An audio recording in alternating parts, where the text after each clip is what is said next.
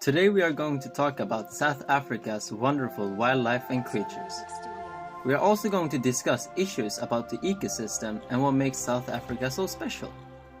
To understand the animals and plants of South Africa, we have to understand the geological and weather situation.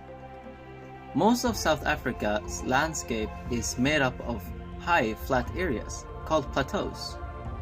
These lands are covered with rolling grasslands called highveld and tree-dotted plains called bushveld, more commonly known as the savanna. This is where we can find all these amazing species that South Africa has to offer. In South Africa, there are approximately 300 species of mammals and 850 species of birds. Since South Africa is quite big, about 2 times the size of Sweden, there is a great variety of biomes and ecosystem. The lands mainly consist of semi-deserts, rainforests, and grasslands. Tropical grasslands are located near the equator and are dominated by grasses often 3 to 6 feet tall at majority. The animals eating the grass are mainly medium-sized mammals like zebras, antelopes, and wildebeests. You may think they fight for food, but actually they eat different parts of the grass, leaving the rest for other species to eat. But you have to be careful while eating because there are always hungry carnivores under prey. As you can see, a lion is getting her daily meal from an unlucky wildebeest, showing how tough life can be for herbivores in South Africa.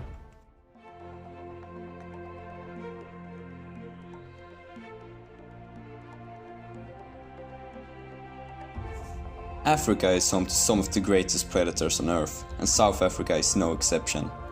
Big cats are king in the savannah due to their hunting technique and brute force. The biggest African wildcat is of course the lion. Their remarkable size makes them nearly untouchable by any other animal. A male lion weighs approximately 200 kilos and is above 1.2 meters tall. Despite their impressive size, lions can run upwards to 80 kilometers per hour. Even though the male lions are bigger than females, it's usually the females who hunt for food.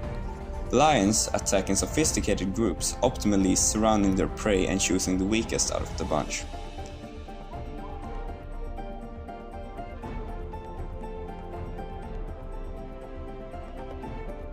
Even though the females did all of the work, the alpha male lion always gets to eat first, as a way to assert his dominance. Then come the females, cubs, and other scavengers.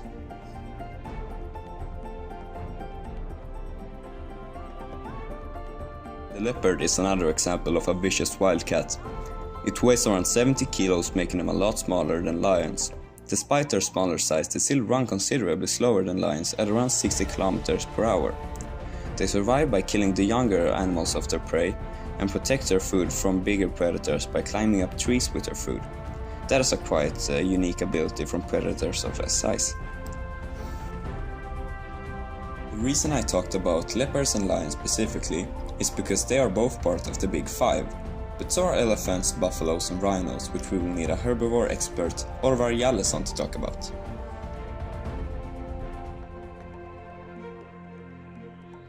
The elephant, buffalo and the rhino are 3 big mammals.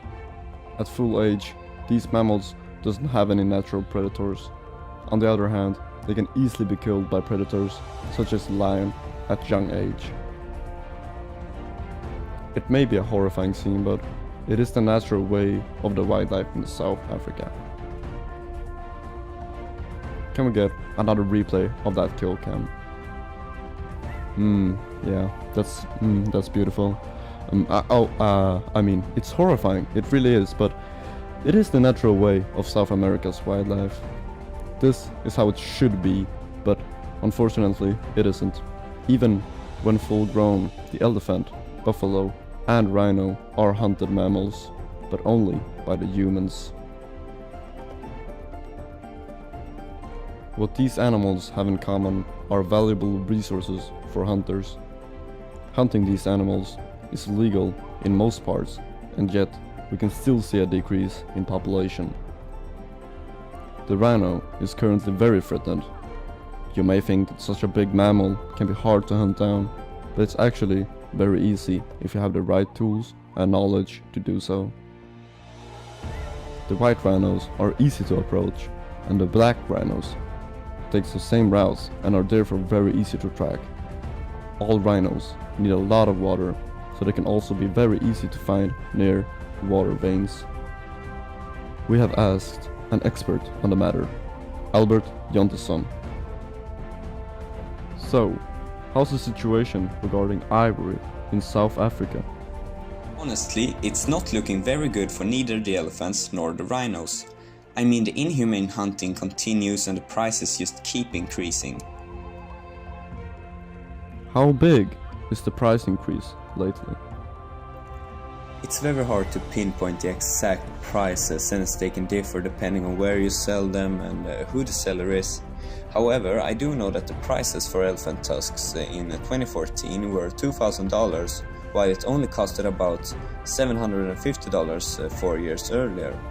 And the prices for rhino horns are about as expensive. Final question.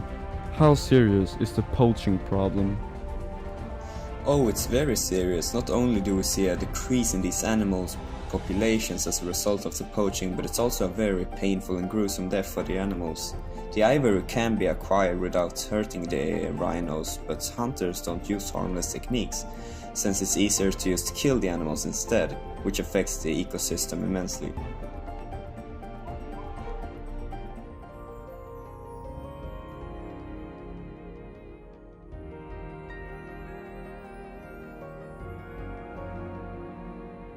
Hopefully, this short documentary on the wildlife of South Africa has enlightened you.